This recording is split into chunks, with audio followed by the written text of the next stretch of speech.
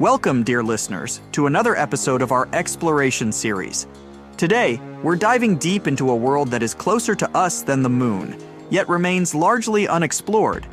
A world that covers over 70% of our planet's surface, yet we've only scratched the surface of its mysteries. Yes, you guessed it right. We're talking about the vast, the deep, the beautiful, and the mysterious. Our oceans. Despite our technological advancements, we've explored just a mere 5% of these underwater worlds. To put that into perspective, more people have set foot on the moon than have ventured into the deepest part of our oceans, the Mariana Trench. So, buckle up as we embark on this fascinating journey, exploring the depths of our oceans, the creatures that inhabit it, the unique phenomena that occur beneath the waves, and the challenges we face in uncovering these underwater secrets. Stay tuned as we dive deeper than ever before into the mysteries of our blue planet. Let's make pause for a moment and consider the immense pressure and depth that we're dealing with. It's easy to forget when we're standing on the shore, watching the waves gently lap against the sand, that beneath the tranquil surface of the sea lies a world that is as alien to us as the surface of another planet. Imagine, if you will, descending into the ocean. As you go deeper, the light from the sun fades, replaced by an all-encompassing darkness.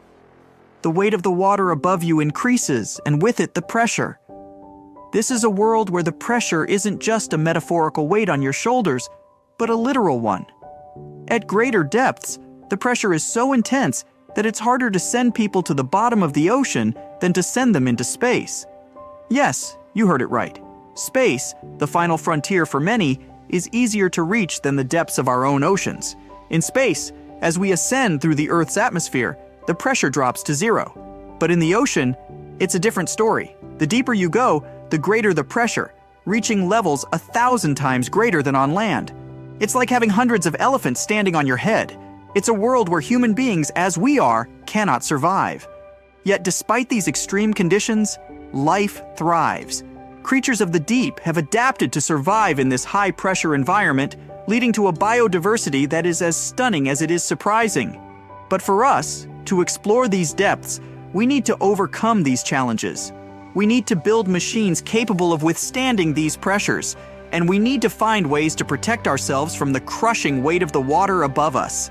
As we delve deeper into our exploration, we encounter a fascinating phenomenon: the shifting of oceans and continents. The Earth as we know it has not always looked the same. Over millions of years, the continents have drifted apart and come together in a slow dance orchestrated by the movements of the Earth's crust. The Atlantic Ocean, for instance, is a testament to this incredible geological process. It was formed when the North and South American continents separated, creating a vast body of water in between. And even now, it continues to grow, expanding at a rate of about 2 inches per year. On the other hand, the Pacific Ocean, the largest and deepest of Earth's oceanic divisions, is slowly shrinking. This constant, albeit slow shift in our planet's geography is a reminder of the dynamic nature of Earth.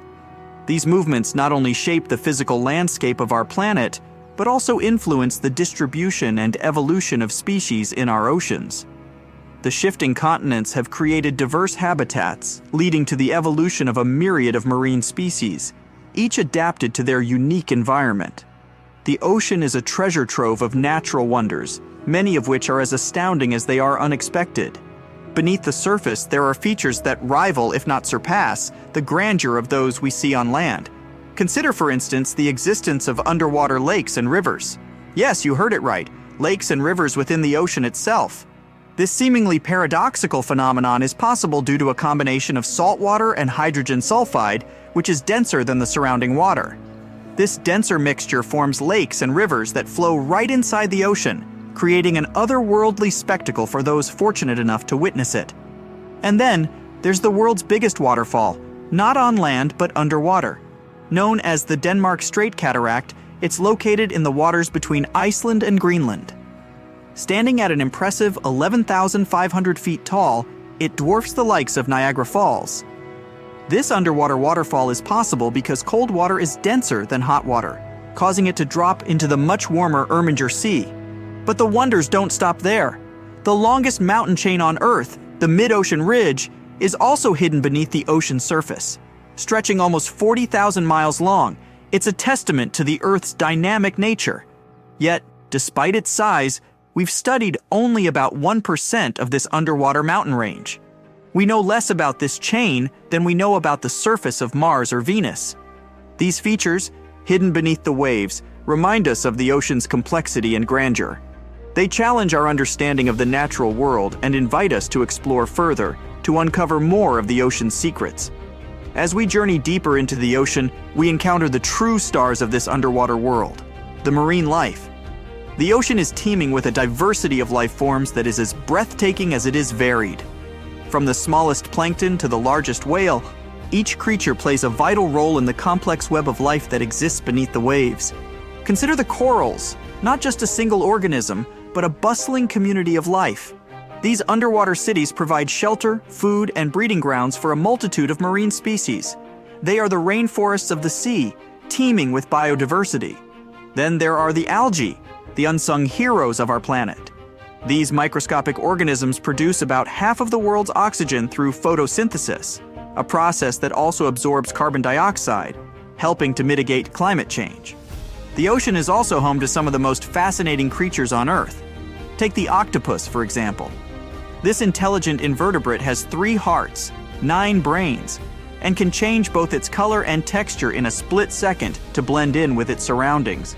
Or the Antarctic fish, which have developed natural antifreeze proteins to survive in the icy waters of the Southern Ocean. These proteins prevent ice crystals from forming in their blood, allowing them to thrive in conditions that would be lethal to most other fish. And let's not forget the sharks, the apex predators of the ocean. With their streamlined bodies and highly developed senses, they are perfectly adapted for a life of hunting in the ocean.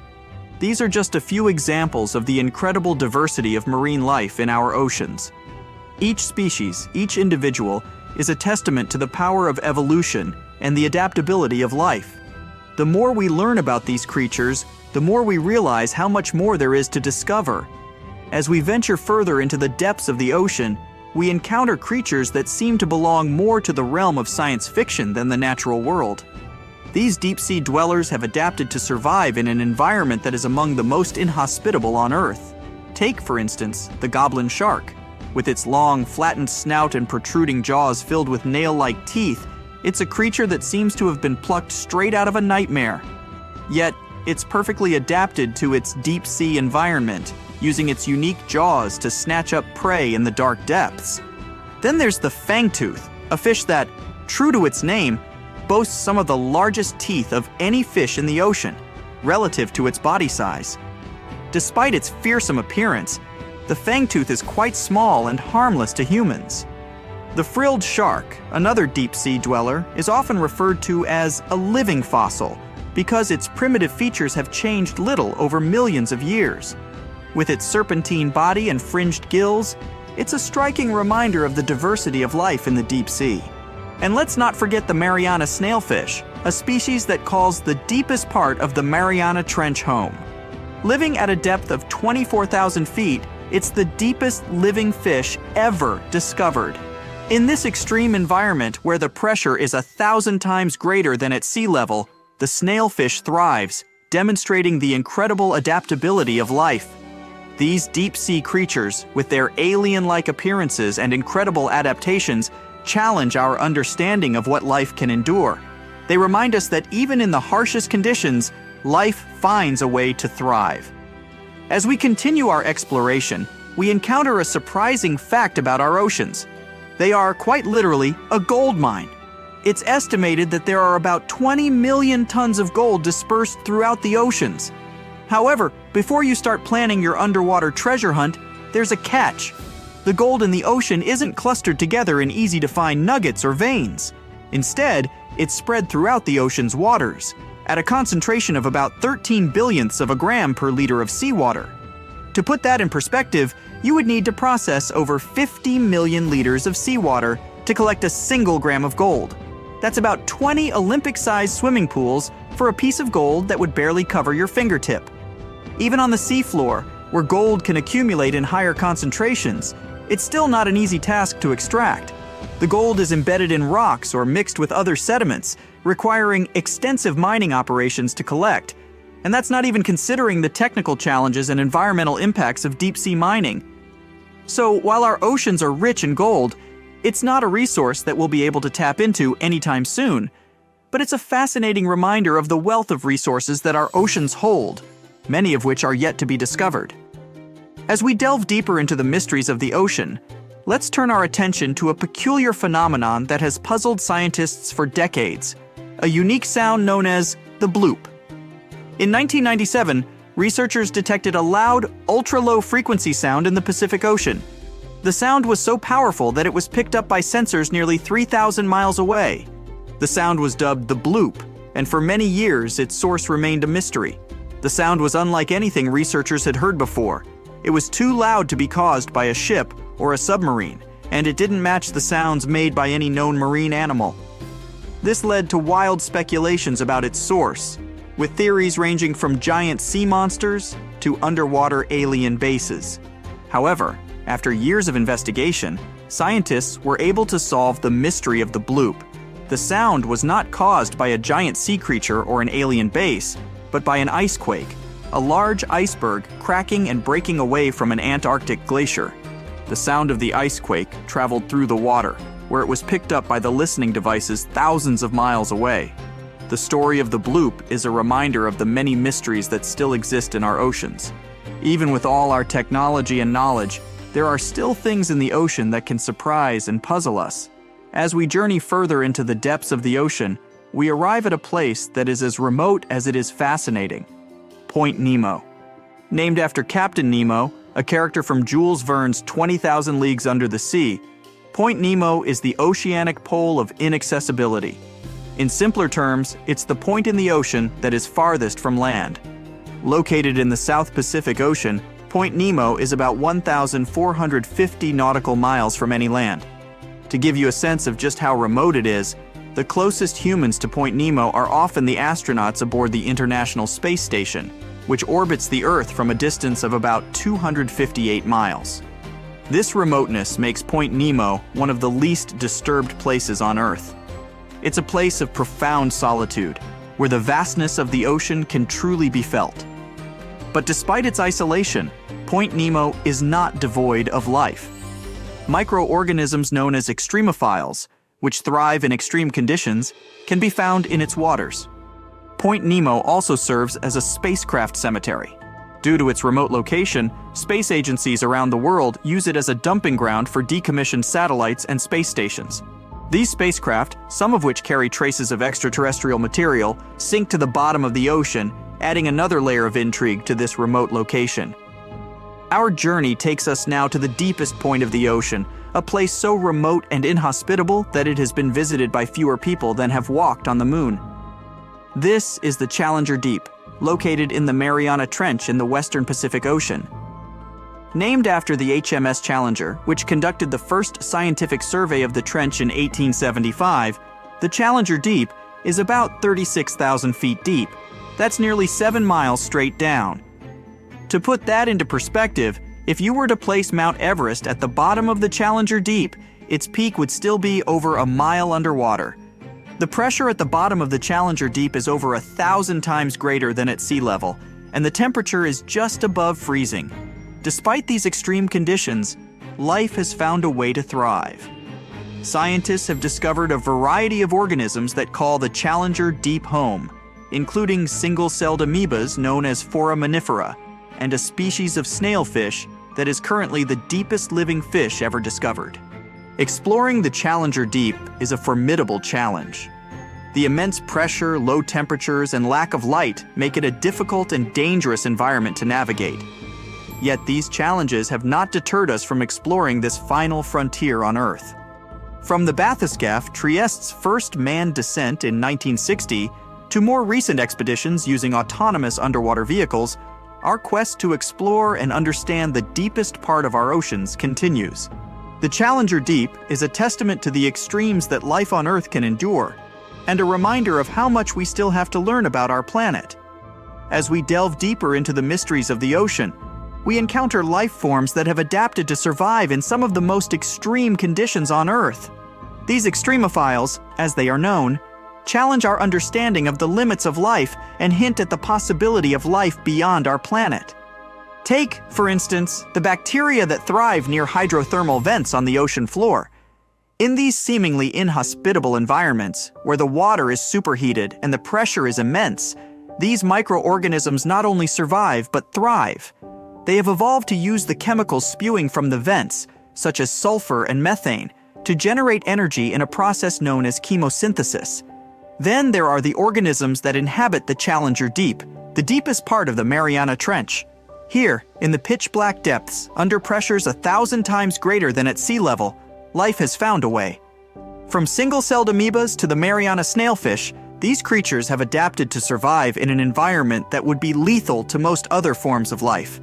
These extremophiles are of great interest to scientists, not just for what they can teach us about life on Earth, but for what they might reveal about the possibility of life on other planets.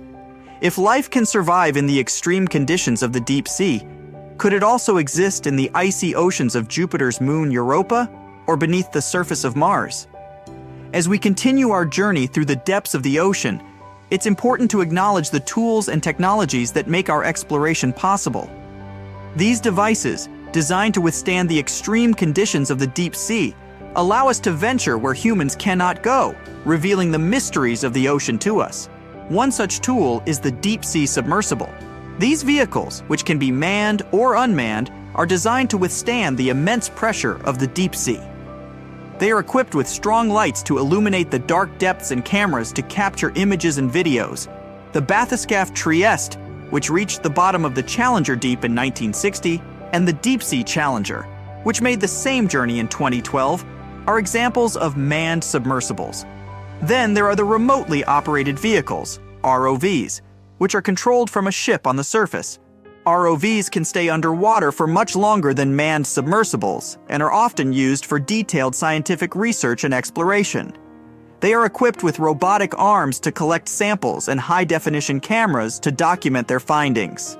Autonomous underwater vehicles, AUVs, like the Nereus, are another important tool for deep-sea exploration. These vehicles can operate without a tether to the surface, allowing them to explore areas that are difficult to reach with other methods. They use advanced navigation systems to move through the water and can be equipped with a variety of scientific instruments to collect data. These tools, along with advancements in sonar mapping and satellite technology, have revolutionized our understanding of the ocean. They have allowed us to explore deeper and with more precision than ever before, revealing a world that was once completely hidden from view. As we draw our journey to a close, we are left with a sense of awe and wonder at the vastness and complexity of our oceans.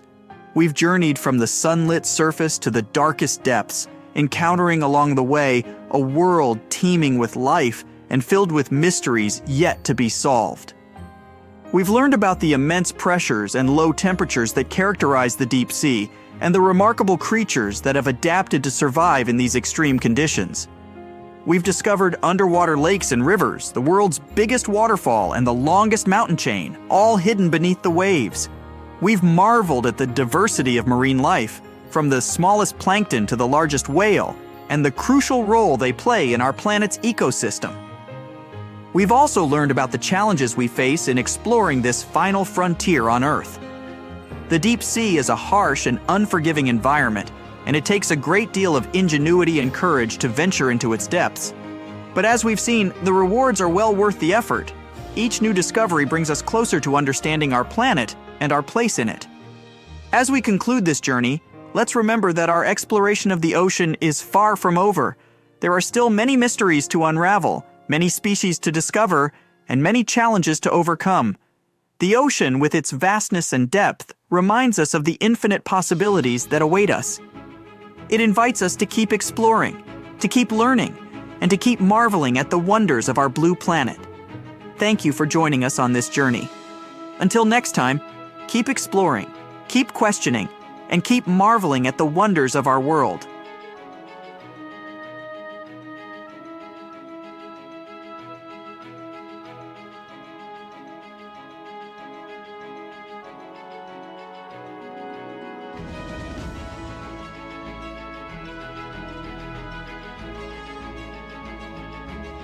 Most of the ocean is still shrouded in mystery, whether we're talking about dark corners or creatures that are hiding in the depths. But sometimes it gives us a peek into scary things it hides in its cold, dark depths. Like when you hear on the news that there are some deep-sea creatures washed ashore after a powerful storm once again. Some just look weird, while others are real monsters that live at depths of more than 3,300 feet. The coldest and deepest parts of the ocean have created one specific phenomenon called gigantism. So, sea spiders, squids, worms, and many other animals, mostly invertebrates, or creatures without backbones, they're all way bigger and scarier than the versions we see in the more shallow areas. In the Pacific depths, you can see a sea sponge as large as a minivan. Or what about the colossal squid that lives in subantarctic waters and is nearly 14 times longer than the arrow squid, a type that mostly lives in New Zealand? Researchers found many of these underwater monsters in the abyssal zone of the ocean. Back in 2021, the researchers showed images of the giant phantom jelly. It was at a depth of 3,200 feet. Its tentacles were 33 feet long. Wow, I wouldn't like to face that one on the beach. It probably eats only small fish and plankton, but it can swim to depths of more than 21,900 feet. And down there, this giant jelly doesn't have enough food. How does it survive then? Scientists haven't figured it out yet. And there are even more questions related to the giant squid, the biggest one ever found. This monster is 43 feet long, with a weight of nearly a ton. Imagine if those tentacles would grab your car, or something like that. They would smash it like it was a toy. There's no light in the abyssal zone. Sun rays just can't penetrate that deep. So there's no algae or underwater plants there. Local animals mostly eat snow. Marine snow is not like the regular one you build a snowman with. It consists of any small flakes or remains that fall from the surface of the ocean. Maybe even some leftovers that animals up there couldn't eat. So it's not much. But apparently, it's enough for very large creatures that hide deep down there, like giant squids. Squids that generally live at such depths don't bother going after their prey. They just wait until the poor animal swims right up to their long tentacles and falls into a trap. It may not be the best method ever, because not many animals will even swim into these dark, cold parts. But it's the method that saves energy. A giant squid eats only 1 ounce of fish daily, which is approximately 45 calories. That's nearly 50 times fewer calories than an average person should eat per day. So when a squid gets 1 fish, it saves it for a couple of days. I hope giant squids won't get the idea to go to the surface and look for food when there's not enough of it in the abyssal zone. And I hope even more that giant Greenland sharks won't get that same idea. You can find them at depths of up to 7,200 feet. They're twice as slow as we usually walk. They swim at a speed of 1.12 feet per second. Their slowness is part of the energy-saving mechanism that creatures down there need to survive. But they can speed up in the form of short bursts when they need to catch prey. But they kinda change their diet from predator to scavenger, considering their environment. There will be more leftovers falling from the surface than animals to go after. Greenland sharks grow just 0.4 inches per year, and they're mostly 20 feet long, which means they live for a very long time, sometimes up to 400 years. They also have a slow metabolism, and that's one of the main factors for their long life, too. Greenland sharks like to spend their time in cold waters. They're adapted to that, since their tissues have specific chemical compounds that prevent the forming of ice crystals all over their body. That means they have some sort of natural antifreeze. So what makes them so big? Scientists are still not sure, but some theories try to explain it. There's this thing called Kleiber's rule that says bigger animals tend to be more efficient. Just take a small fish and compare it to a whale with a mass hundreds of times bigger. The whale has a greater metabolism. It conserves energy more efficiently and loses less of it to the surroundings through heat. Moving on, bigger animals can ingest bigger prey. They're more likely to go through tough issues in their environment or defend themselves from predators going after them. Also, the body gets bigger when temperatures are lower. The Greenland shark is a perfect example. So are giant sea spiders. Sea spiders are generally common, and you find some very small ones at 0.04 inches. But in deeper parts of the Antarctic, they become 3-foot-long giants. They grow so big because the cold water has more oxygen. That way, more of it diffuses into the animal's body, and that allows it to grow bigger.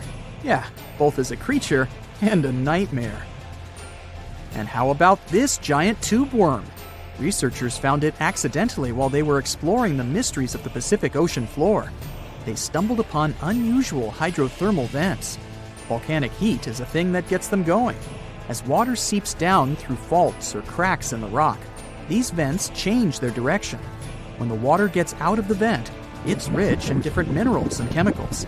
Most animals wouldn't survive being around this toxic soup of chemicals, but not these tube worms. They came as a true surprise, because not only are they not bothered by these toxic vents and the almost boiling temperature of the water, but they developed entire ecosystems there.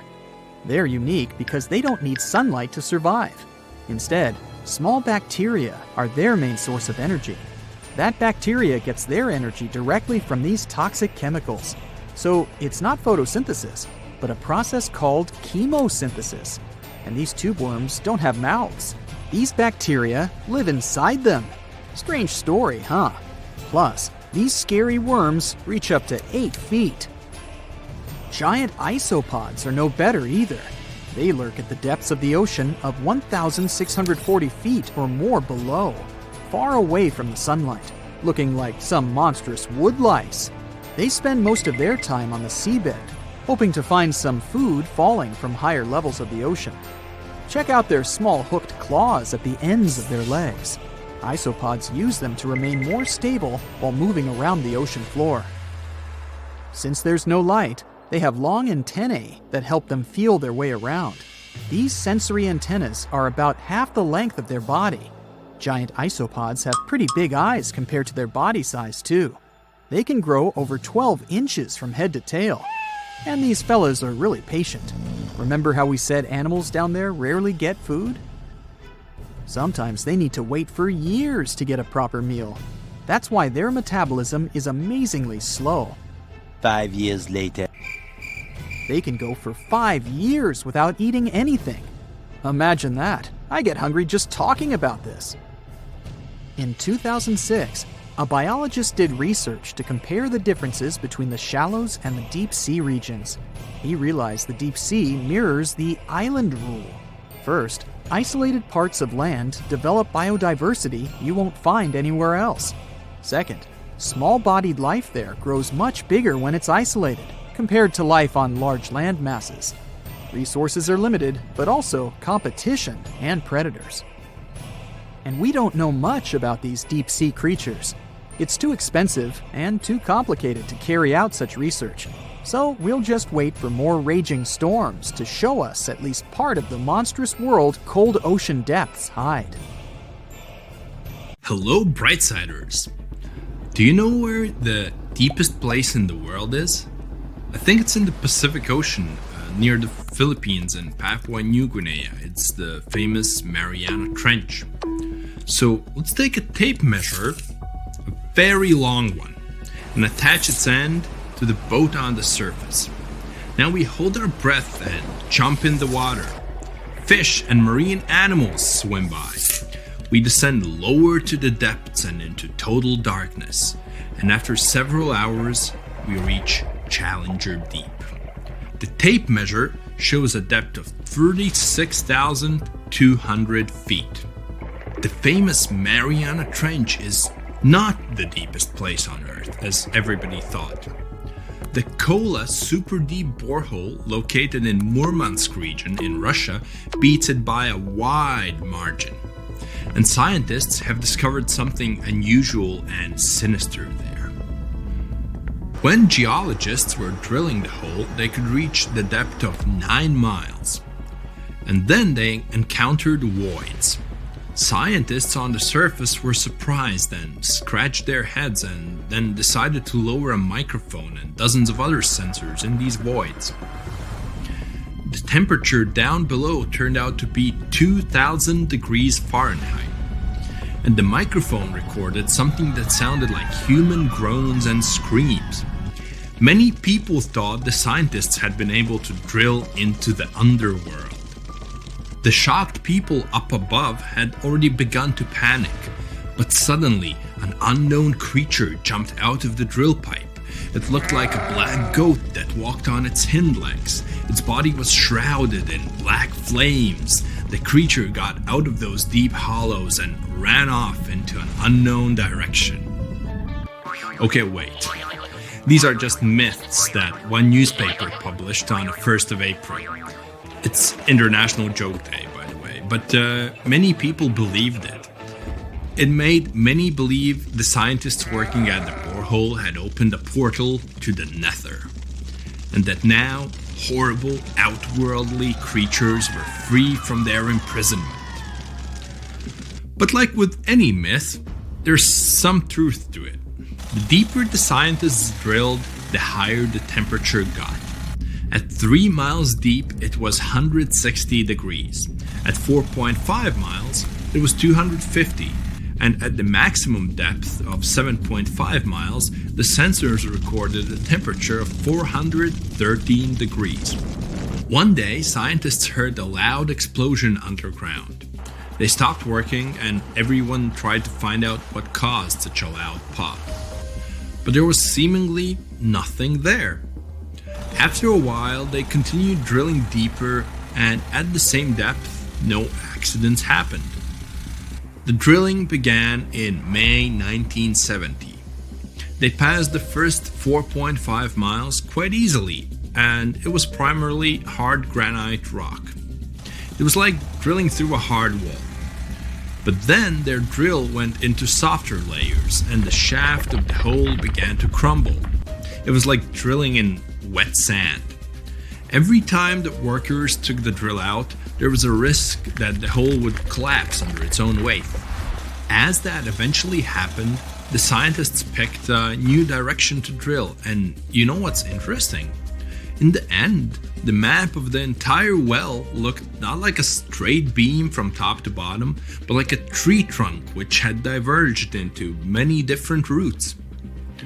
9 years later, scientists reached the depth of 31,400 feet and broke the world record for the deepest borehole. By 1983, they made it another 8,000 feet deeper. After a brief pause in the work, there was an accident. A part of the drill broke away from the main body and remained in the borehole. For several months, scientists tried to extract the drill, but nothing worked, and they had to return to the depth of 4.5 miles and start all over again. The drill was divided into sections, and one such unit could only last about 4 hours before it had to be replaced. In terms of depth, that was only about 32 feet of drilling. Then the drill was lifted to the surface, replaced, and lowered back down. On average, the drilling speed was about 200 feet per month. That's like a 20-story building. In 1990, 20 years after the work had begun, scientists reached the final depth of 40,230 feet. That's like 100 soccer fields down. And after another accident, the work stopped. Guinness World Records registered the Kola Super Deep Borehole as the deepest borehole in the world. It's like Mount Everest plus 9 Empire State Buildings on top of it. One of the most unusual discoveries at the Kola Super Deep Borehole was that the soil at the depth of about 2 miles almost perfectly matches the composition of the surface of the moon. It has given us more insight into how our ancient satellite appeared and formed. It seems that in the early stages of Earth's formation, a giant asteroid crashed into our planet. With that kind of force, it caused an explosion so powerful that part of our planet broke off and flew upward. This chunk of Earth remained in our planet's orbit, cooled, and later formed into the moon we know today. Another surprise for the workers was the presence of gold. There was about 2.5 ounces of gold for every ton of soil lifted. The deeper the scientists went, the older the rocks were. In layers of rock about 2.8 billion years old, they found fossilized remains of living organisms. It made the world of science bubble with excitement, as it meant that life on our planet appeared 1.5 billion years earlier than first thought. In the early 1990s, they shut down the drilling project. Gradually, the buildings around the borehole and the drilling equipment were lost. Today, a lot of tourists visit the place. It's because of those same myths about creatures from the underworld. Yes, there's a hole 7.5 miles deep under that rusty lid. But the scientists working there never reached their goal. They wanted to drill into the Earth's mantle, but to do that, they would have had to dig down to a depth of about 44 miles. At 200 feet per month, it would have taken as long as 80 years. That's assuming no accidents happened. But the deeper it goes, the more interesting it gets. A few years ago, they found a massive amount of water deep underground. Somewhere up to 370 miles down, there's a substantial ocean billions of years old, and the amount of water there is several times greater than in all the oceans, seas, and rivers combined on the surface of Earth. The water there is at a scorching 2,800 degrees Fahrenheit, but because it's under a tremendous pressure, it doesn't evaporate. It's encased in a crystalline structure of minerals. This ocean was formed in the early stages of our planet's development, when there was only hot lava and debris of space bodies around. But the most exciting thing you can find by drilling is living organisms. They've been there in isolation for billions of years, and they can give us clues as to how life came into being in the first place. Scientists in Antarctica have created a similar borehole. An entire lake half the size of Lake Ontario was discovered under the thick ice. The amount of water in this lake is only 3.5 times less than in the Lake Baikal, the largest lake on Earth by volume. The ice that hides this lake is at least 20,000 years old, and the water beneath it has been isolated from the outside world for about 15 million years. While drilling, scientists lifted a chunk of ice from deep down below and found an unknown bacterium on it. Its genetic code was only 86% similar to known living organisms. That means that we've never seen bacteria like this before, or it had come from outer space. But that's just a theory. We know that these bacteria can live in unusual conditions and at water temperatures below freezing. The composition of underground lake water is also different from what we're used to. There's a lot more oxygen and carbon dioxide in it. Add to these conditions complete isolation, and we get living organisms that have developed and evolved in a completely different way. Do you understand what it means? The study of deep organisms may give us a clue as to whether life could exist beneath the ice on other planets or their moons. For example, Saturn's moon, Enceladus, has ice 24 miles thick. There may be an ocean underneath, which is heated by thermal springs. That's all for today. And guys, remember, let's become smarter every day together with Brightside. Want to high-five a sea creature? Well, put your hand up for the Tasmanian red handfish. This fish doesn't swim like a fish. It walks. It uses its flipper-like hands to stroll around on the ocean floor. These bottom walkers are disturbed by swimmers and boats a lot. Some people even want to take them home as pets. I think it's better to just give them a wave and swim on by. The vampire squid. Its species name is Vampiroteuthis infernalis, which translates to vampire squid from hell. Oh yes, this vampire squid means to terrify everyone with its name, its dark red color, its spikes at the bottom, and the scary fact that it can basically turn itself inside out. The vampire squid loves putting on a good show, but it's as harmless as a kitten is to humans. It's as if Dracula scared the pants off you, but he didn't have blood-sucking fangs. The vampire squid feeds on food particles from plants and animal matter floating near the ocean's surface. Since they're not predators, they need good defensive strategies, and their vampiric look is designed to ward off large creatures who want to eat them. Turning themselves inside out is a defensive mechanism since the spiky areas in the inner skin are more intimidating.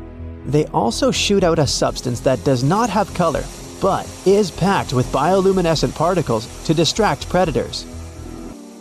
The vaquita. Going out on a boat off the coast of Mexico sounds like the perfect vacation. The sun, the blue water, the most endangered sea creature. Wait, what? The vaquita isn't dangerous, but don't expect it to stick around to say hello or sign any autographs. It's incredibly shy. This little cow, that's what it means in Spanish, is one tiny sea mammal. With those black markings around its eyes, it looks more like a sea panda to me. Seeing one should make you feel very special. They're on the brink of extinction, mostly because they got caught by accident in fishing nets. It's estimated that there's only 10 left in the wild. The blue dragon. This little creature looks like something out of a kid's fantasy movie. It's called the blue glaucus, casually referred to as the blue dragon or blue angel. It can be found in many places, the Atlantic, Pacific, and Indian Oceans. It's kind of a mollusk and it only grows to be about an inch long. What you think is the back is actually the mollusk's bright underbelly. It regularly floats on its back so that its blue colors help it camouflage with the water's waves. The blue dragon isn't just pretty, it's also smart. It usually feasts on Portuguese man-o'-wars, also known as Physalia physalis. The blue dragon stores their stinging cells for later use, in essence, stealing their defensive mechanisms. When the blue dragon is threatened, it releases those stinging cells it stored, directing them at an enemy to sting them with more power than the Portuguese man-o'-war would have been capable of. As they can store a huge amount of stinging cells, they can be a threat to humans. So, if you find one, don't pick it up. It's best to admire it from a distance. The barrel-eye fish. If you ever wanted to have Superman's X-ray vision, looking at the barrel-eye fish will make you feel like you gained that superpower at some point in your life without even realizing it. The barrel eye has a transparent head, so you can see how their eyes and brain look inside. This magnificent creature lives in the deep sea. This is the lowest level of the ocean, where strange creatures roam in near-freezing temperatures and constant darkness. They're exposed to water's pressure that's almost 1,000 times that of the surface. If the idea of the deep sea sends a shiver down your spine, stay tuned to learn about another of its creatures later on. The barrel-eye fish can be found in the Atlantic, Pacific, and Indian Oceans. You might be wondering, why oh why would a fish have a see-through head? And that would be a fair question. Since the species was discovered in 1939, it was believed that the fish's eyes were set to see straight ahead and couldn't move.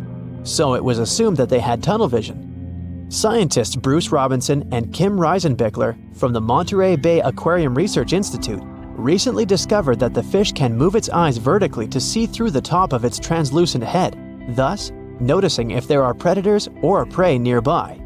The transparent head also allows more light to enter so they can detect prey better. It's believed that the barrel-eye fish eats jellyfish and small fish species. If you dive in the ocean at night, you might be lucky enough to see how orange ball corallomorph blooms in the dark. But make sure to be quick because as soon as you turn on your flashlight to take a good look, it will retract its tubes back into itself. The megalodon. The whale shark isn't the biggest shark known to humans. If the entire shark species were a kingdom, the prehistoric megalodon would be the ruler of the sea. Megalodon roamed the ocean a long time ago. about 15.9 to 2.6 million years back between the early Miocene and late Pliocene eras. While they've long been extinct, people are still amazed to learn about these gigantic sea beasts. Megalodon could reach anywhere between 45 feet to 60 feet in length with jaws more than 6 feet wide. A fossil of a tooth that once belonged to a megalodon measured at 7 inches. Needless to say, I'm pretty stoked that these guys have long been extinct. But there's still some adventurers out there hoping to meet this monster one day. The Dumbo Octopus. This adorable creature, or creepy creature, or however you want to see it, is officially called Grimpoteuthis. More casually, it's referred to as the Dumbo octopus, named after the Disney character. Though Dumbo, the elephant, not the octopus, was teased for his big ears, it's highly unlikely that this adorable octopus gets teased by its water neighbors. They are the deepest living octopuses, living in the deep sea, and you know how scary that place is. They're only about 8 inches tall and spend their days hovering just above the seafloor eating snails, worms, and other food they find in the current or near ocean vents. There are nearly 17 species of Dumbo octopus, and they all have differences in height, color, and body parts.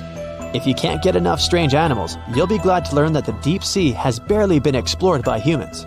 So, keep an eye out. There are bound to be more fascinating animals discovered in the deep in the future. The sea angel. These creatures might look and sound pretty cute, but their diet is far from sunshine and lollipops. Their favorite food are sea butterflies. They lay mucus traps for them and wait in ambush. The squat anemone shrimp. This shrimp is tiny, only 0.5 inches. It's also known as a dancer shrimp because of its peculiar behavior. When agitated, it raises its bottom above its head and does a little dance. Divers also say it readily jumps on their hands and cleans them. The coconut crab. This guy may look pretty creepy, especially when the sun goes down.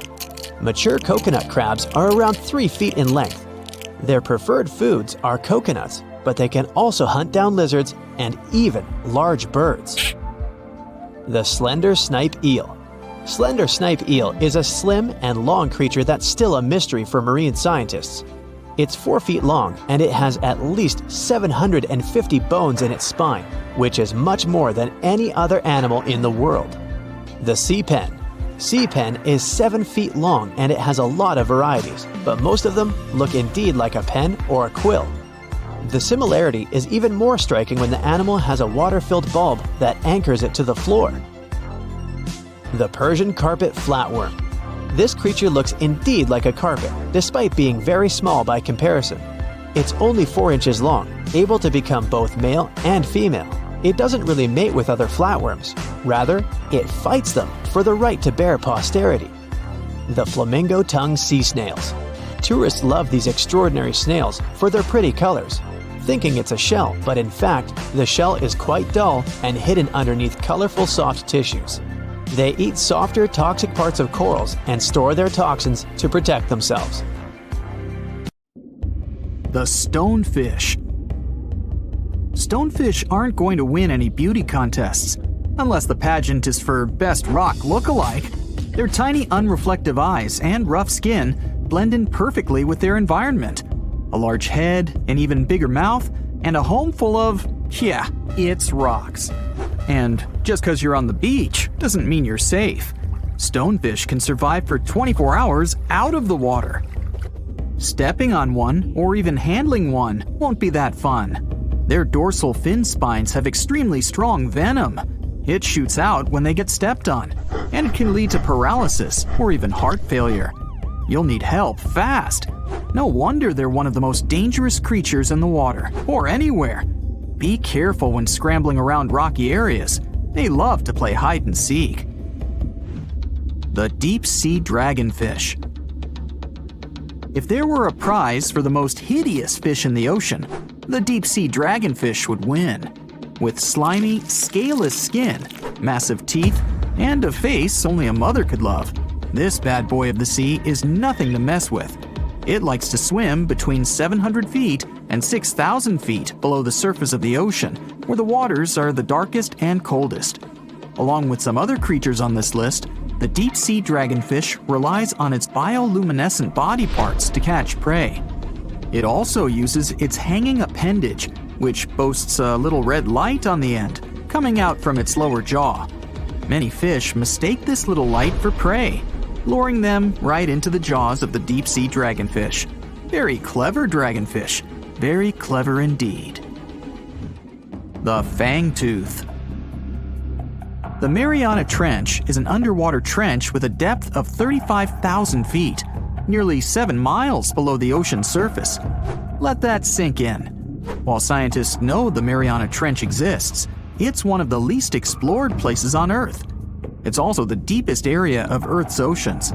And although many creatures down there probably haven't even been seen by humans yet, scientists have had the creepy pleasure of getting to know the fangtooth. The fangtooth fish shamelessly lives up to its name. Just look at that thing. The fangtooth is carnivorous and feeds on just about anything it can find that gets caught in its sharp-toothed mouth. These fish rely on their contact chemoreception to find prey. In other words, they can sense chemical residue that comes off of other living organisms in the deep sea. This is because they don't have any light-producing cells on their bodies, unlike many other deep-sea fish. On top of all that, it's pretty dark down there, so whatever crosses their path, they chomp on. While these guys look pretty scary, they're not a threat to humans. They only grow about 7 inches long. Even so, I wouldn't want to run into one of these things during a relaxing swim in the ocean. The Dunkleosteus. Strangely enough, this prehistoric fish, known as the T-Rex of the seas, had no teeth. Those were replaced with bony plates that allowed it to have the strongest bite among other monsters of its size. The goblin shark. If you thought the movies about sharks were scary, this next deep-sea creature will make you swear off going for dips in the ocean forever. However, it lives 3,000 feet underwater, so you'll never likely see it face to face. The goblin shark looks like a cross between a shark and a creature from your worst nightmare. These sharks boast a protruding sword-like snout with a jaw that juts out to match. Unlike other sharks that have more of a gray hue, this creepy thing looks not so pretty and pink. Aside from their scary demeanor, what do scientists really know about the goblin shark? Well, not much, except that they can grow up to 18 feet in length. Looks like there's still a lot to learn about these guys, if you dare to. By the way, did you know that sharks don't sleep? Many species have to keep water moving over their gills to get oxygen, so they can't fall into a deep sleep like we do. That's why they stay half awake during rest. Typically, sharks don't even close their eyes. The cookie cutter shark. This shark is a living horror, with lower teeth being big and sharp, while the upper ones are much smaller. When its teeth fall off, the shark eats them to maintain calcium levels. Pretty smart solution for a shark. The frilled shark. Studying the frilled shark is like looking through a portal back to prehistoric times. That's because scientists think that these eel-like sharks haven't changed much since their oldest ancestors roamed the deep sea waters, so they're sometimes referred to as living fossils. These sharks' mouths are filled with a terrifying 25 rows of backward-facing sharp teeth, 300 in total. They're designed to grasp prey and hold them tight so they can't get away, according to early studies of the shark conducted in 1884 and published in the Bulletin of the Essex Institute. Luckily for swimmers, the frilled sharks live between 390 feet and 4,200 feet below the ocean's surface, so they'll probably never run into them. Probably. This is probably the worst nightmare of any dentist. The northern stargazer. Take a look at this cutie. The northern stargazer is definitely not something you'd wish to see on the ocean floor. This horrid creature hides its body under the sand, leaving its face above to wait for prey. The tasseled wobbegong. Here's another carpet shark on our list. It lies low on the bottom of the sea, and patiently waits for its prey to come by. The Australian ghost shark. The Australian ghost shark isn't really even a shark, but a very bony fish. It's also a living fossil. It hasn't changed within the last 400 million years.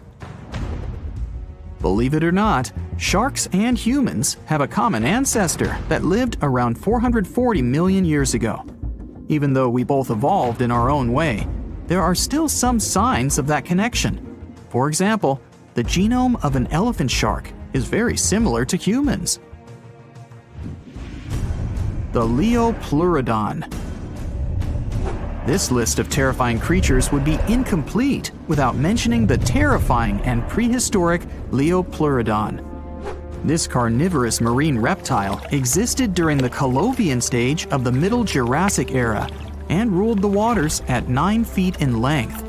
Scientists believe Leopleurodon thrived in this deep-sea trench because of its ability to swim long distances and its 4 paddle-like limbs.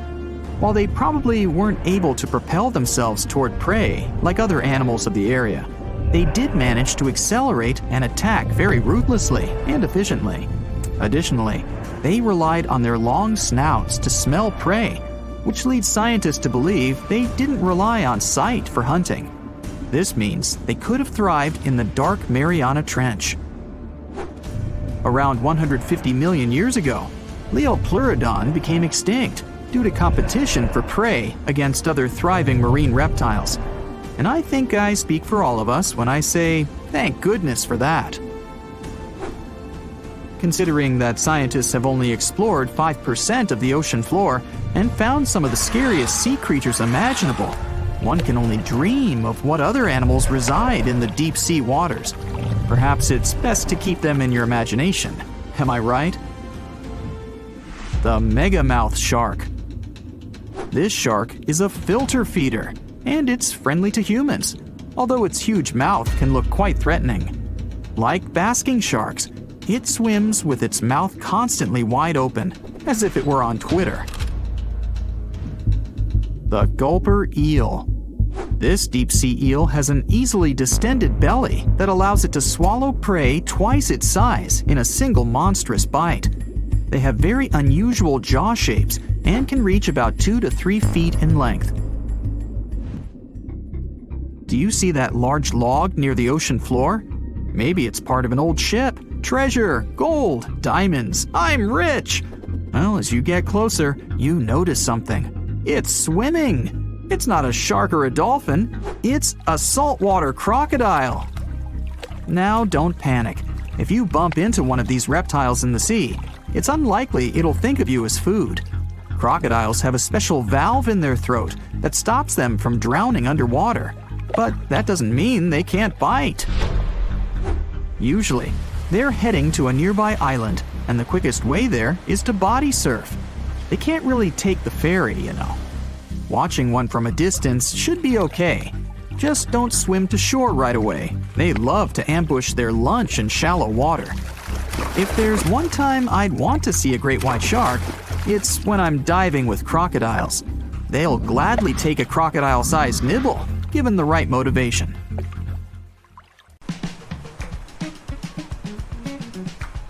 Can you swim? Good.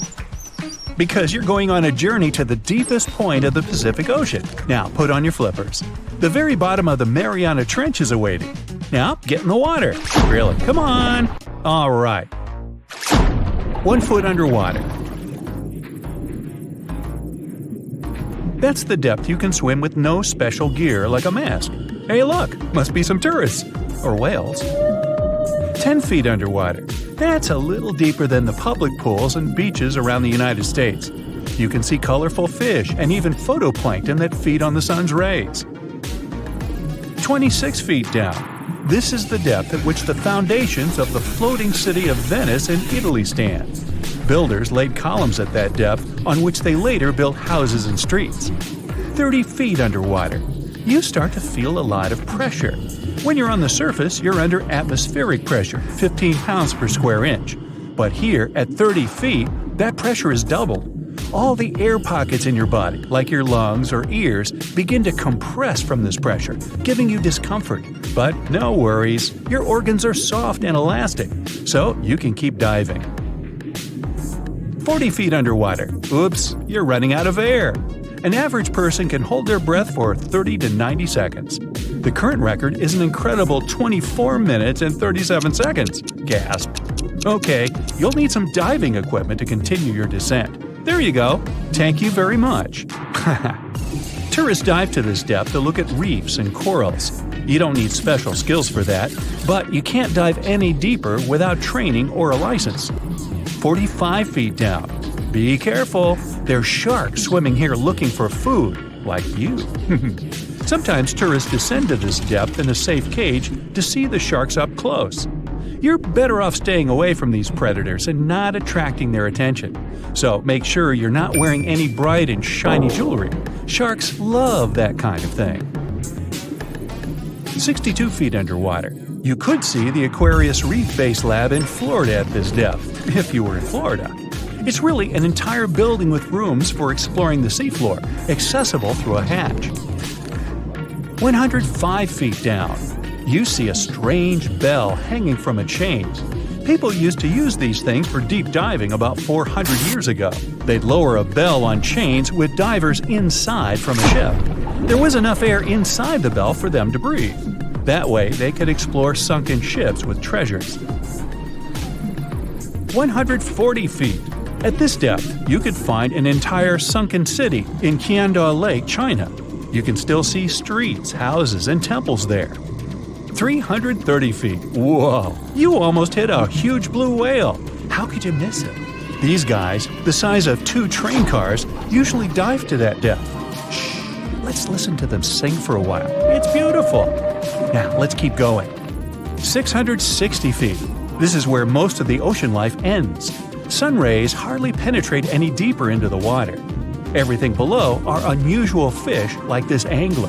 They have such an unusual appearance because they have to adapt to the high pressure here. 702 feet underwater.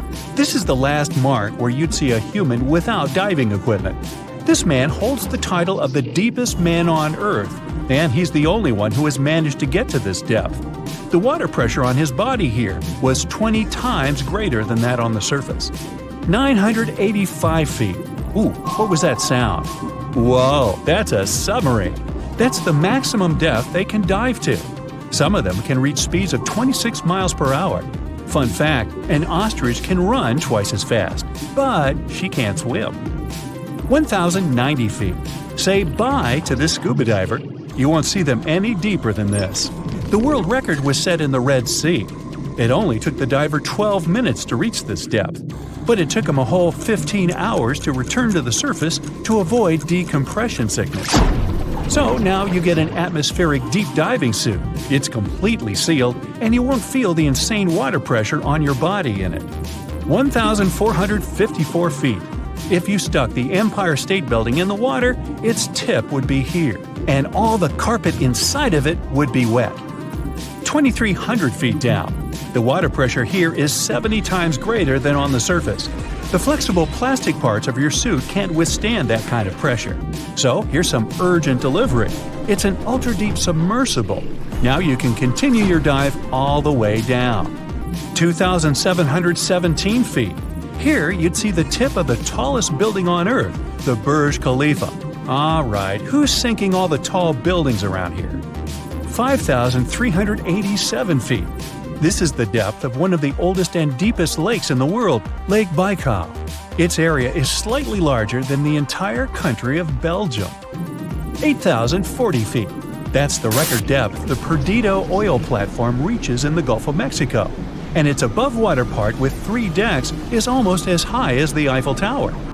11,962 feet. This is the average depth of the Atlantic Ocean. You can see a huge tube as wide as a giraffe's neck, and it just seems to be endless. True, this cable connected Europe and North America and used to serve for telegraph communications. 12,303 feet underwater. Suddenly, in the darkness, you see the outline of a ship. No way! That's the Titanic itself. The intense water pressure would crush a person at this depth, so you can only dive down to the Titanic in a submarine. 13,123 feet. Whoa! Here would be the end of the deepest mine in the world, Imponen Gold Mine in Africa. But you still have deeper places to go.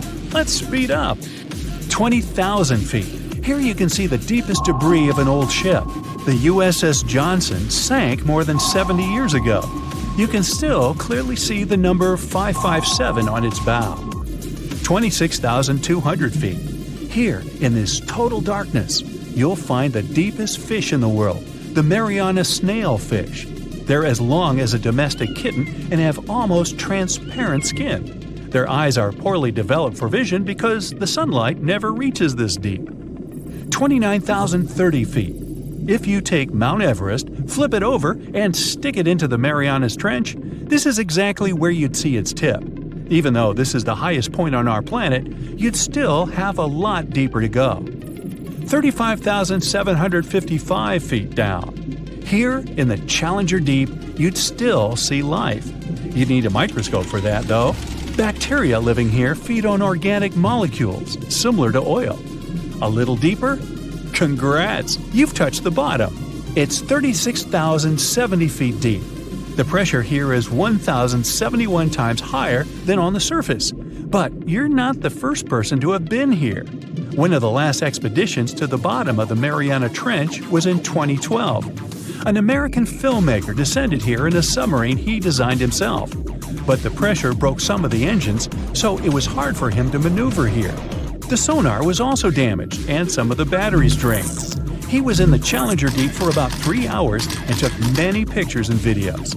If you look closely at the bottom itself, you can see bubbles.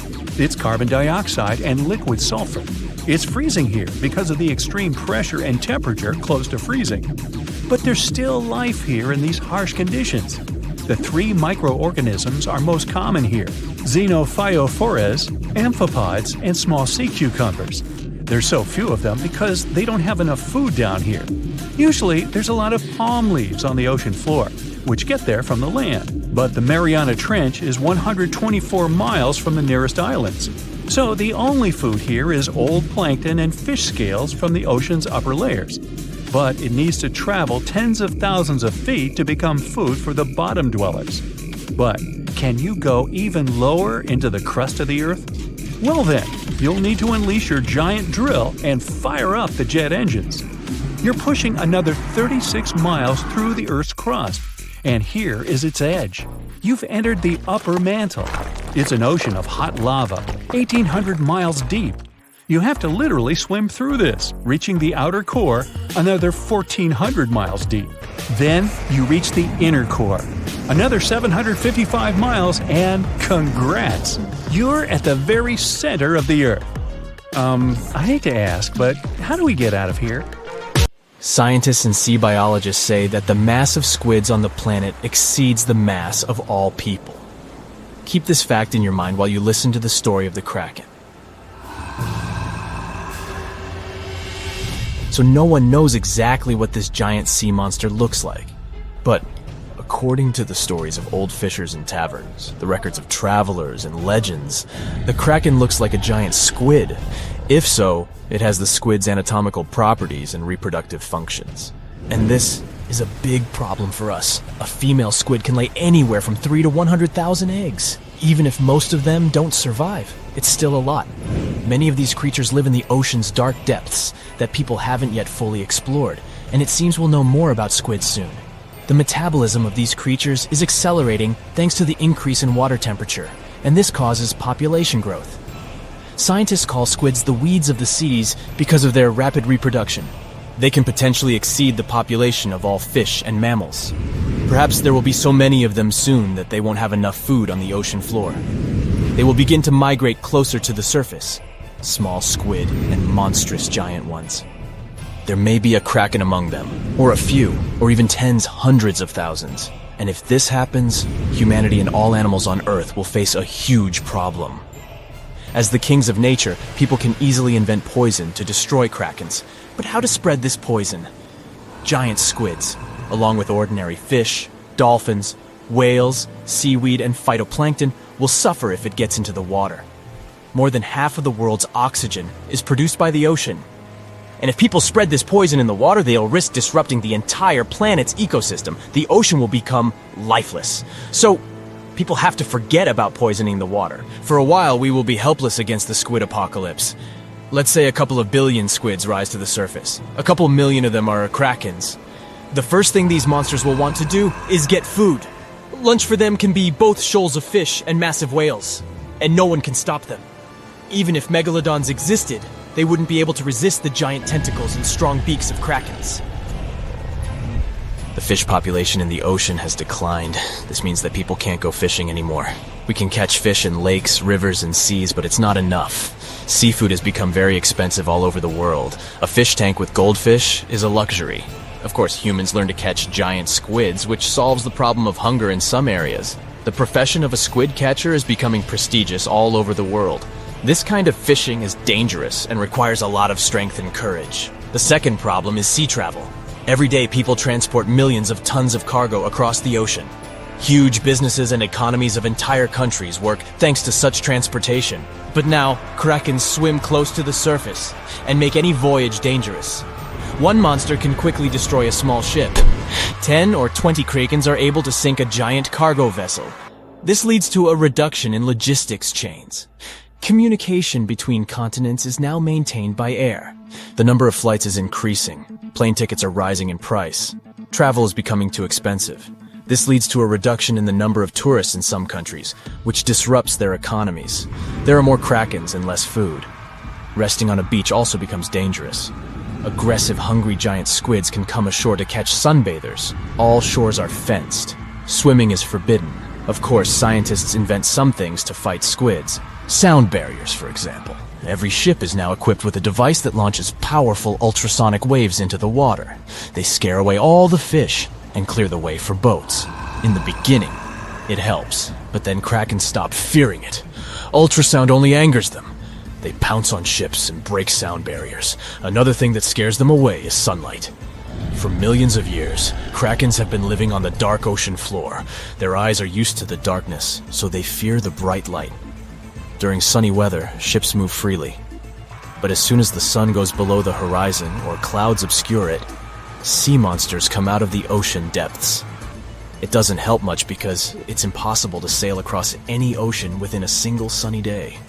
In addition, there is no guarantee that you won't get caught in a storm when the sun is hidden behind the clouds. That's why people invent powerful floodlights.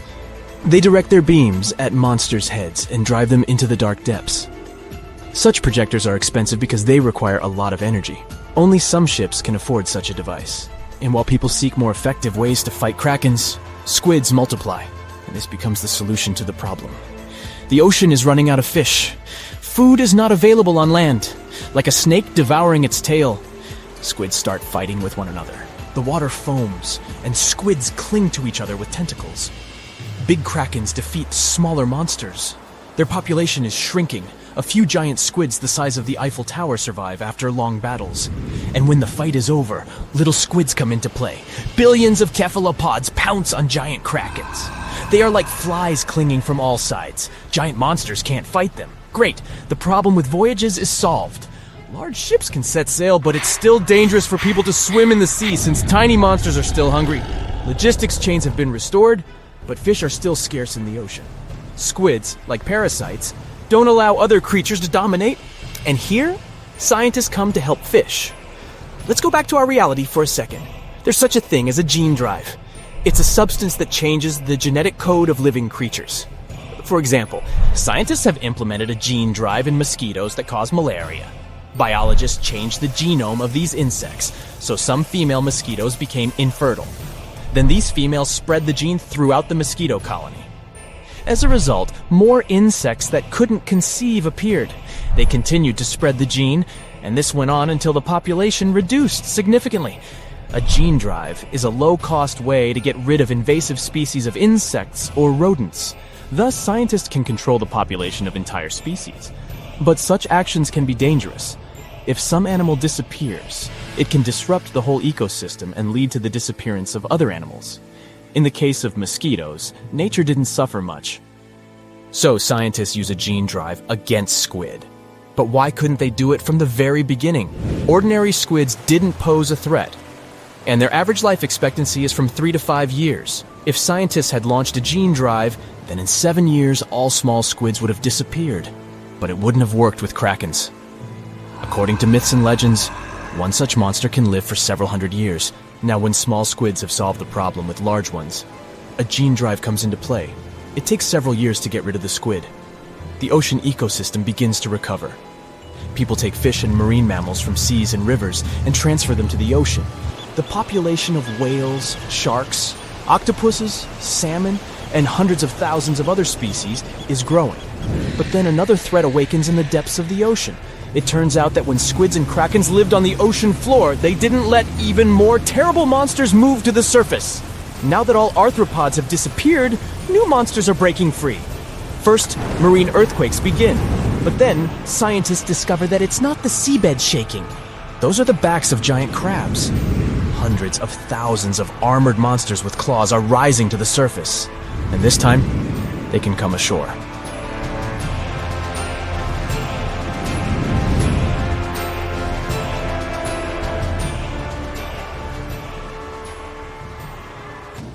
Think you know what lurks in the depths of the ocean?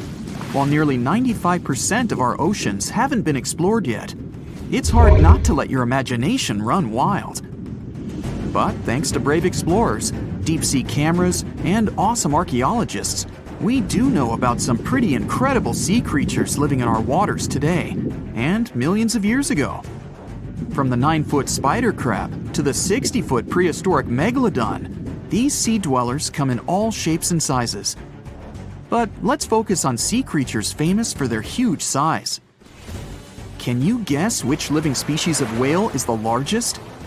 Well, it's not the orca, but that's a good guess. The orca is a toothed whale that can grow to anywhere from 23 feet to 32 feet, which is slightly smaller than a school bus. How about the narwhal? Nope, they're not the biggest either. These unicorns of the sea live mainly in Arctic waters and only grow 13 feet to 20 feet in length, and that's including their 9-foot tusk. Tired of guessing? Okay, I give in. The largest whale that still exists today is the blue whale. At a jaw-dropping 82 feet to 105 feet, the blue whale is not only the biggest whale we know of, but is currently the largest animal to have ever lived on Earth. Seriously. These animals are bigger than a T-Rex, and even the prehistoric megalodon. If you were to put a blue whale next to a school bus, it would look like it could swallow it. Think about that. According to National Geographic, a blue whale's tongue can weigh the same as an elephant. And their hearts can weigh as much as a car. That doesn't even sound possible. It's no wonder these giants need to eat about 4 tons of krill every day. While there aren't too many animals living today that can compete with the blue whale's epic proportions, there is an entirely different species that is a good contender, and it's not quite what you would expect. It's a jellyfish. No, I'm not talking about the little jellyfish that wash up on the shore and ruin a perfectly good day at the beach. I'm referring to the lion's mane jellyfish, the biggest jellyfish around. This invertebrate can grow up to 120 feet long. They also come in different gorgeous colors like red, purple, or even shades of orange. As if their length wasn't impressive, the lion's mane jellyfish boast a whopping 8 sets of 70 to 150 tentacles. That means they can have up to 1,200 in total. And here's the giant oceanic manta ray, the largest type of ray in the world. Their wingspan can be longer than a bus. These guys can reach 30 feet in length. They also have the biggest brain compared to body size among all fish. Unlike their stingray cousins, mantas don't have venomous tails. And while the lion's mane jellyfish and the blue whale are yet to be beaten for the longest sea creature, there is one marine creature that can grow even larger in length. The Portuguese Physalia physalis, tentacles and all, can reach a length of 165 feet long, and that's according to mentalfloss.com. While this thing may look a lot like a jellyfish, it's actually known as a siphonophore, and there are hundreds and sometimes thousands of them that are genetically identical. Their long tentacles help the organism catch prey, and its sting is fatal to most animals, even humans in some cases. What's even creepier is that if one of the tentacles comes off the organism for whatever reason, it can float around the water for days before decomposing. Even if it's detached, this tentacle can still sting you. But don't go running out of the ocean just yet. Your chances of being hurt by a Portuguese Phacelia phasalis sting are pretty slim. However, if you do get stung, the side effects aren't pretty, with welts, stomach cramps, an elevated heart rate, and an upset stomach. While you don't want to go anywhere near these long creatures, they sure are pretty to look at. Check out all those colors. The Shastasaurus is the biggest marine reptile that has ever existed. These predators lived during the late Triassic period, about 210 million years ago. These amazing giants could reach lengths of up to 69 feet and weighed more than 75 tons. This made the Shastasaurus as heavy as a blue whale. And if you could stand this creature up vertically, it'd be as tall as a 7-story building. Despite appearances, the Shastasaurus was actually pretty slim for its size. Its ribcage was only 6 feet across. You'd think that this big guy was chowing down on other dinosaurs, but that's not the case at all. This reptile survived on a diet that consisted of small fish and cephalopods, like octopuses and squids. The Albertonectes is a bright representative of the plesiosaur family, meaning that this marine reptile had a small head on an incredibly long neck and large flipper-like limbs that helped it move through the water. These creatures occupied the seas around North America 76 to 70 million years ago. The length of this sea monster could reach 38 feet, with its neck taking up 23 feet of that length. Its neck was a true record breaker. It had a whopping 76 bones in it. No other animal known to humankind has had so many vertebrae in its neck. Scientists aren't sure why they needed such a lengthy neck. They might have used it to collect shellfish off the seabed, or perhaps it helped them capture their main prey, fish and squids. This aquatic reptile also had gastroliths in its stomachs. Some of them were as big as 5.5 inches in diameter. The Tylosaurus belonged to the Mosasaur family. It dominated the shallow seas of North America about 85 to 80 million years ago. This was an enormous predator, with the biggest representatives reaching 45 feet in length. It had a narrow hydrodynamic body with a blunt, powerful head that the animal used to ram and stun its prey. Its body was equipped with agile flippers and a long tail decorated with a maneuverable fin. The Tylosaurus was a carnivore, and its diet included not only fish, turtles, and small sharks, but also other mosasaurs, plesiosaurs, and flightless birds. Meet Ophthalmosaurus. This prehistoric reptile thrived during the late Jurassic period and lived in oceans all over the world.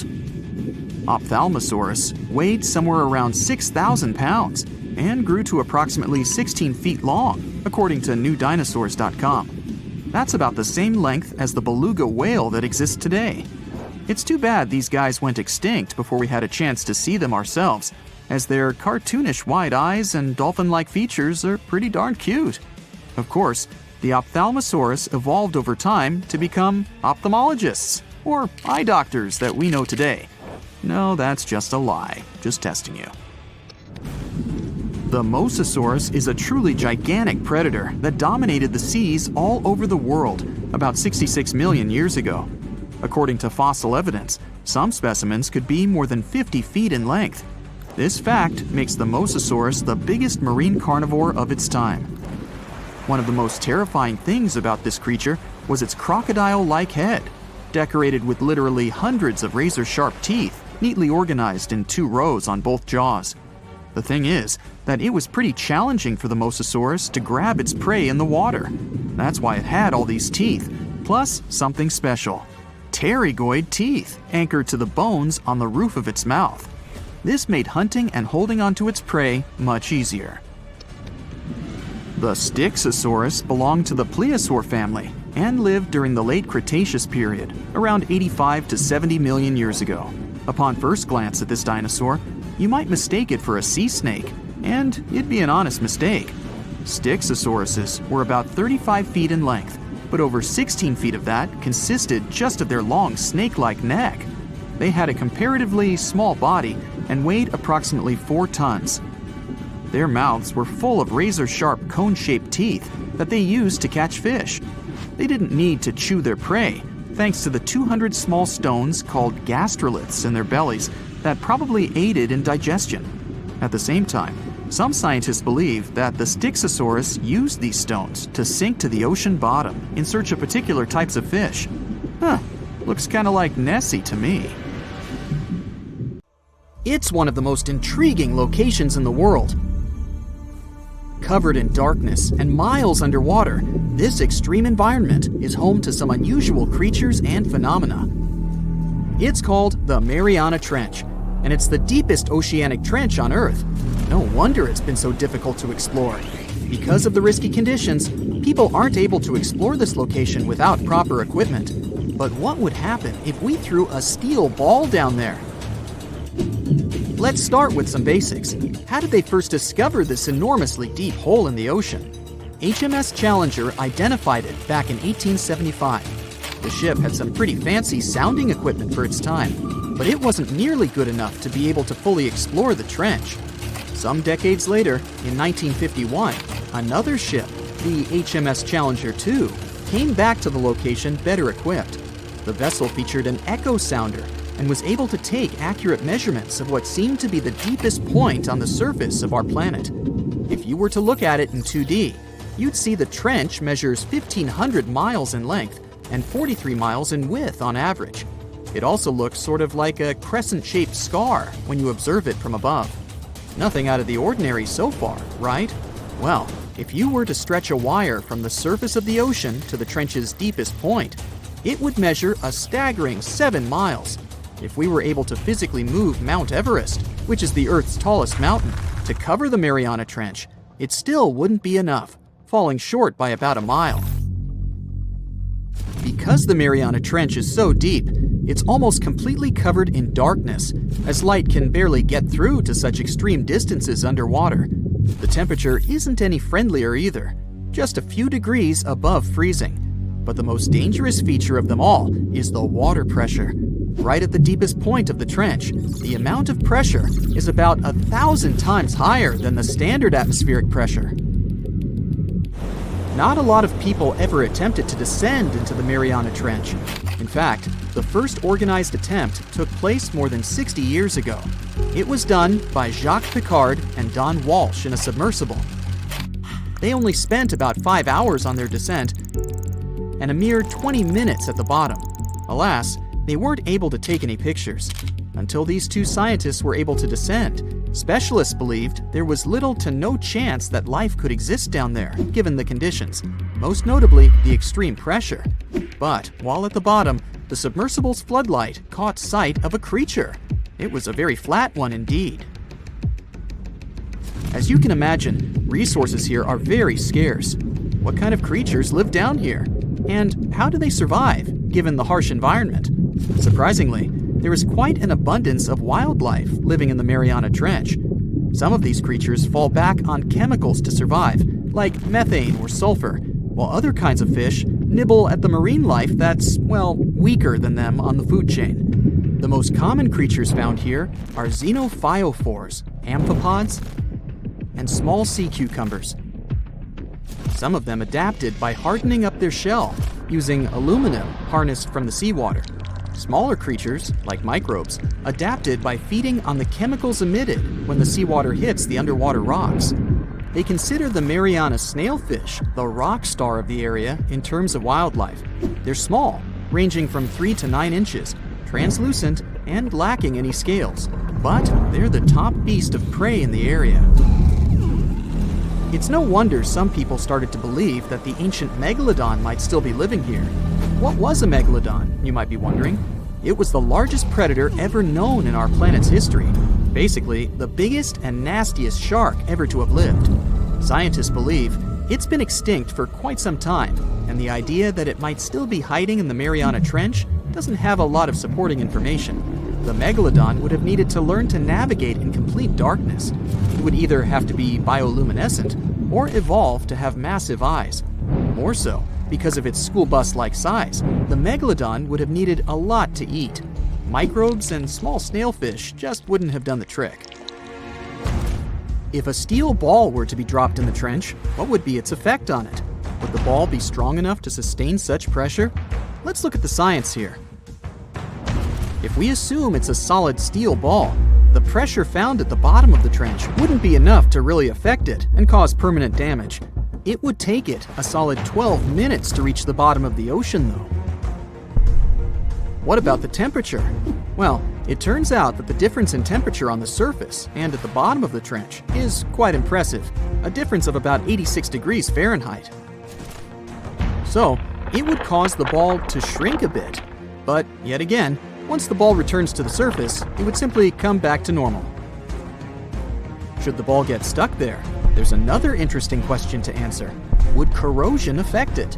Corrosion of steel is highly dependent on the amount of oxygen in the water. The amount of oxygen dissolved in water remains constant at depths greater than 3 miles. I'll spare you the math, but it would take more than 10,000 years for the steel ball to completely rust under the sea. I can't help but wonder, though, what would it take us humans to be able to survive at such extreme depths? Let's look at what was used in the past to explore this mysterious location. A little thing called syntactic foam. Why? Because it's the only material that can both float and resist the amount of pressure found here. Without this sort of protection, our lungs would rapidly collapse here. More so, the pressure from the water would push liquid into our mouths, replacing the much-needed oxygen with water. Then, there would be the much-needed ability to be able to come back to the surface should anything not go as planned. One of the vessels that went for a deep dive here had 1,000-pound steel weights attached to it, so it would ensure its sinkage. These weights were connected to the ship by a special type of wire that had an increased corroding time of 11 to 13 hours in seawater, just in case something went wrong down there, and they'd have to bounce back faster. Given the harsh conditions here, the problem of oxygen supply is really important too. Any vessel looking to descend into the Mariana Trench again would need to consider some sort of device that can recycle the air in order to reduce the amount of oxygen that needs to be transported down there. And the last, but definitely not the least of all problems, would be electricity. There surely isn't a power socket down there for you to charge your phone.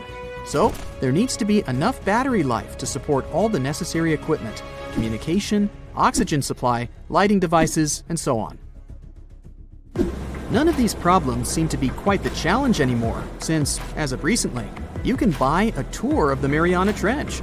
3 lucky individuals were part of such a project back in 2020. They were submerged in a 3.5-inch thick titanium sphere. This ensured that they didn't feel any pressure changes and physiological stresses whatsoever. Each of the guests took part in an individual trip that had an estimated length of about 14 hours. The descent itself took over 4 hours. Once they reached the bottom, they got the chance to witness some of the most extraordinary creatures on the planet. Then it was time to start the 4-hour ascent back to the surface. So you're swimming 2 miles down at the bottom of the ocean. Don't ask me how, just play along. It's cold and the pressure is intense. No fish in sight. Then you notice a green shiny thing. It's a cookie cutter shark.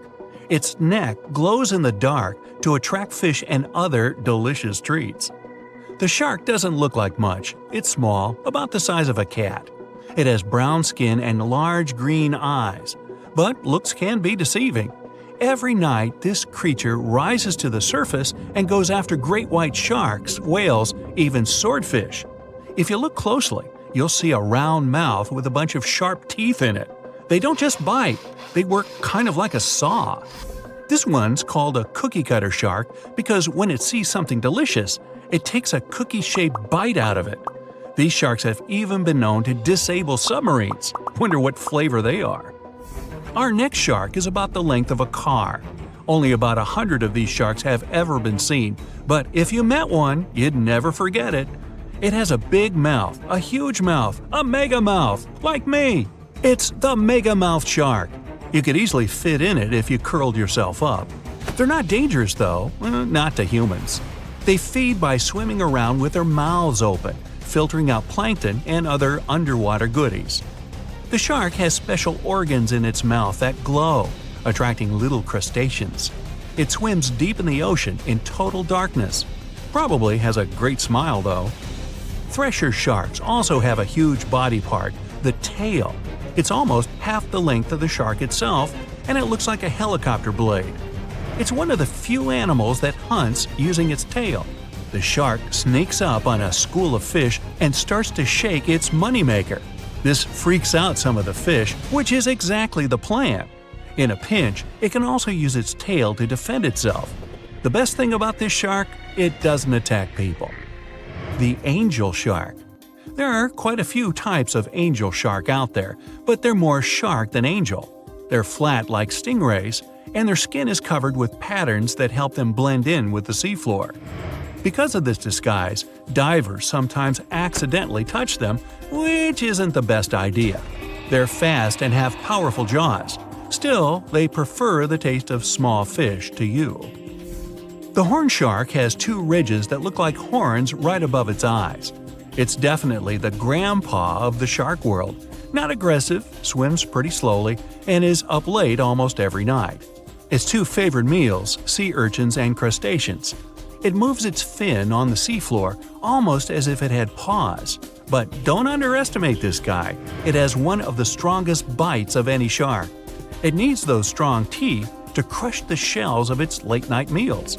And if something tries to attack it, watch out. Horn sharks have sharp spikes on their fins. The award for the ugliest shark goes to the goblin shark, and it's not even close. From the outside, it already looks kinda weird and is about the size of a pink underwater motorbike. It has a long tail and a seriously long nose. It lives way down in the depths of the ocean and loves to eat squid. It's not as fast as its relatives, but it's way more sneaky. It has a secret squid catching technique which is totally wild. The shark swims behind the squid. It's catching up, getting closer and closer, but the squid isn't slowing down, no way. It looks like the poor goblin shark won't have any lunch today. Then it opens its mouth. Its jaw is attached to folds of skin that mean it can literally throw its jaw out of its mouth. And it's a shark, so those teeth are sharp. That extra reach helps it grab its lunch, and when the meal's over, it pops its jaw back in its mouth. These sharks have been seen many times off the coast of Japan. They're actually named after the goblins in Japanese myths and fairy tales. There's only one thing out there cooler than a ninja shark. It's the ninja lantern shark. Imagine there's a tube you can slide down that takes you to the bottom of the ocean. It's too dark, you can't see anything. Suddenly, a glowing dot, moving around in the distance. It's coming closer, shooting towards you. It's a blue glowing head. Worse, it looks like this head doesn't have a body attached to it. The ninja lantern shark has black skin, so it's almost invisible in the dark. It's only the size of a human arm, but its small, sharp teeth are no joke. No one really knows why this shark glows. Maybe to attract tasty fish? Another theory out there is that it uses this light to communicate with its friends. It has friends? The hammerhead shark. These ferocious sharks can weigh up to half a ton. They live in tropical waters all over the world, and they're one of the most recognizable sharks out there. Their eyes really are located on the sides of their hammerhead. This means they can see in almost all directions. They even have special neck muscles to lift their head up and down just to see that little bit better. Their favorite food? Stingrays. You know, those flat things that swim along the seafloor, camouflaged to look like sand and bits of rock. Stingrays get by blending in with their surroundings. Danger mostly just swims by. But the hammerhead's eyes see everything. Uh-oh. Great white sharks, hammerheads, and other large sharks live for about 25 years. but one shark can live much, much longer. The Greenland shark can live anywhere from 300 to 500 years. It lives mostly in the North Atlantic and Arctic Oceans. It loves to swim deep down where it's dark, so it uses its nose to sniff out food. Since it spends so much time down there, it's figured out how to withstand the strong pressure. It's one of the oldest living, largest, and slowest fish on Earth. Just imagine, you're on an Arctic cruise and you see one of these sharks moving slowly through the freezing cold water. It might be 400 years older than you. Most sharks are omnivorous. They can go after dolphins, other sharks, crabs, sea urchins, smaller or even larger fish, hot dogs. Kidding about the hot dogs. But the bonnethead shark is a bit different. It eats algae for about half its meals. It's actually related to the hammerhead shark, but its head looks more like a shovel. Can you dig it? If you see this guy swimming around, you might think it's a sea snake or a huge water worm.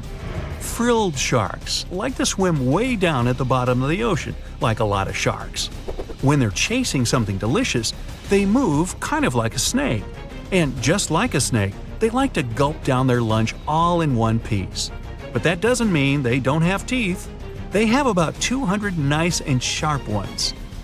The saw shark has a long, flat, and seriously spiky nose. Those teeth on its nose never stop growing. Each tooth is equipped with electric receptors to help the saw shark feel around for nearby fish, like a ship's radar.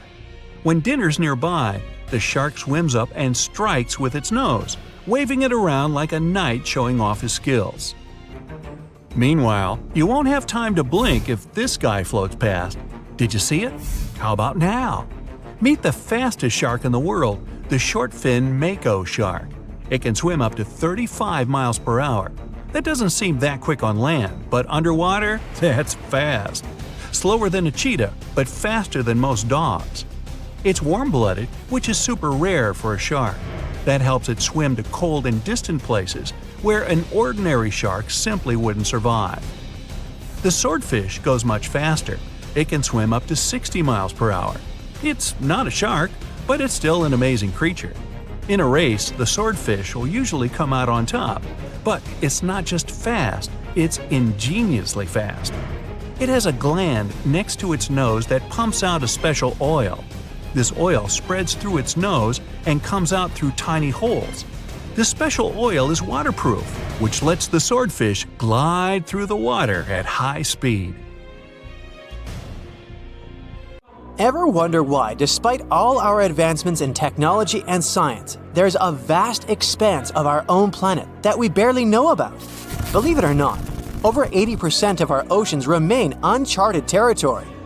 It's as if we've got this massive aquatic playground in our backyard, and we've barely scratched the surface. Also, did you know that only about 7% of our oceans have a special tag called Marine Protected Areas, or MPAs? How come this colossal body of water that envelops most of our planet is also among the most vulnerable and misunderstood spaces in the universe? Pressure has a lot to do with it. Our deep ocean is a beast of a place with no visibility, freezing temperatures, and pressure that's so intense that in certain areas it would make you feel like you're having the weight of 50 jumbo jets on your body. No wonder we're having an easier time sending people into space than to the bottom of the ocean. The deeper you go into the waters, the more pressure piles up. But let's not forget we have tech on our side, right? Scientists now use these cool satellite technologies that track the color of the ocean to check how much phytoplankton is there, for example. Why is this important, you might ask? Because these little plant-like critters are actually pretty major players in our big blue oceans. In the grand scheme of things in the aquatic world, phytoplankton is like the bedrock of the ocean food chain. It gives life to almost everything, from the tiny zooplankton, which are animal-like microorganisms, to those colossal, magnificent whales. When these technologies first came around, satellites could get clear images of the ocean faster than a ship could take the same number of measurements in 10 years. But it's not all about looking at the ocean from space. Sometimes you gotta dive in there and see it for yourself. Thankfully, we've come a long way in ocean exploration tech, too. We've got things like floats and drifters that ride the ocean currents while collecting data, and a whole fleet of underwater vehicles, some of which are manned, some remote-controlled, and some even autonomous. Remember James Cameron, the guy who made the movie Titanic? He's super into exploring the ocean, and in 2012, he set a record by going down to the Mariana Trench in a vertical torpedo sub. He thinks there's nothing like being in the ocean and experiencing it firsthand. Other companies use a mix of technologies for their ocean explorations. It led them to discover amazing stuff like a deep-sea coral reef near Morocco, the only one still growing in the Mediterranean Sea. They've also discovered new species and documented ones previously thought to live only in the Atlantic. These efforts have convinced local authorities to declare some places as marine parks. As with most scientific areas, the road isn't without its bumps. These expeditions can cost quite a lot, and the lack of detailed maps and data only adds to the challenge. We can't always rely on bathymetric information, meaning the study of the ocean floor, because it's often not available. And that's the tricky part. We need to explore more to know more, but getting the funds for these kinds of projects can be tough when there are so many unknown variables. One particular company's explorations have helped protect nearly 4 million square miles of ocean so far. The data they collect during their expeditions is invaluable. It's used to identify new species, locate vulnerable habitats, and even show where threatened species are being overlooked. Their work helps dismiss excuses from local authorities who claim they lack the necessary information to establish more MPAs. The same company supports a goal known as 30 by 30, aiming to protect 30% of our oceans by 2030. It's a big target, and there's a long road ahead, but ongoing ocean exploration can provide the proof needed to keep more of our oceans safe. We also need to set aside areas for protection and research, even when we don't have all the facts just yet. On that note, some cool scientists have recently stumbled upon a gigantic and mysterious world beneath the Pacific Northwest coast's ocean floor. The best part is, this massive realm of life is pretty much cut off from the rest of the world above, making it like a secret underground club that only the best microbiologists have access to. Picture an active city, except the city is microscopic cracks in the basalt rocks of our oceanic crust, and its residents are microbes. These tiny creatures aren't like you and me. They don't rely on sunlight or the organic products of land and water ecosystems for sustenance. Instead, they thrive on chemical reactions with rocks and seawater. Scientists call this type of life chemosynthetic, which sounds complicated, but it basically means life sustained by chemical reactions. While this sort of life has been found deep in mines and around seafloor hydrothermal vents, the scale at which these creatures are found under the oceanic crust is unprecedented. It might even be the most extensive ecosystem on Earth. A geomicrobiologist from Denmark was part of the team that made this discovery. He claimed that over 50% of our planet's surface is oceanic crust, which is an average of 4 miles thick. Imagine the size of this chemosynthetic party happening down there. This discovery didn't happen overnight. Since the 90s, scientists have found weird tiny holes in the basalt rocks that make up much of Earth's outer crust. They seem like they might have been made by bacteria, but hey, there was supposed to be no life there. I mean, imagine trying to survive in a place that's hot, deep, dark, dense, and mostly devoid of the organic compounds we need for life. Yet, here they are.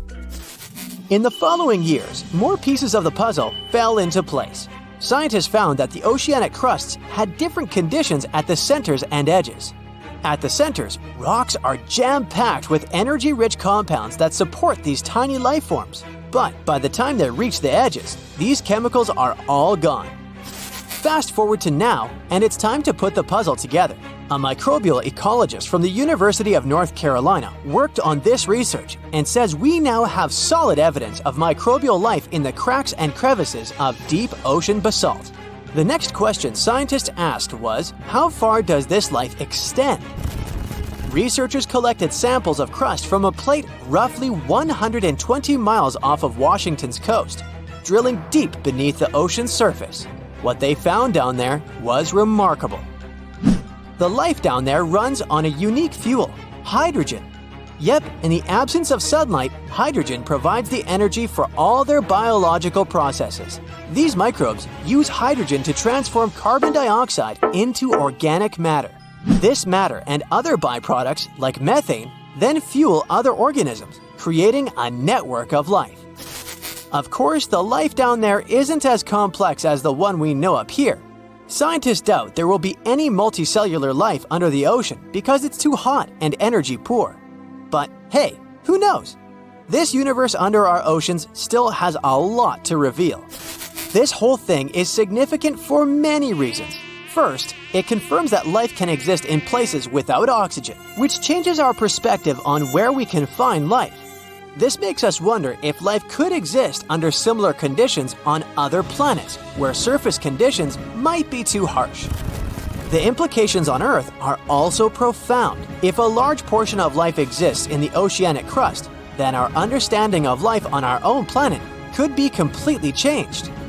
This exciting discovery stretches our understanding of life and prompts us to keep exploring the mysterious depths of our oceans, pushing the limits of our understanding. NASA is also in on the whole deep sea exploration project. Why? Shouldn't they be preoccupied with outer space?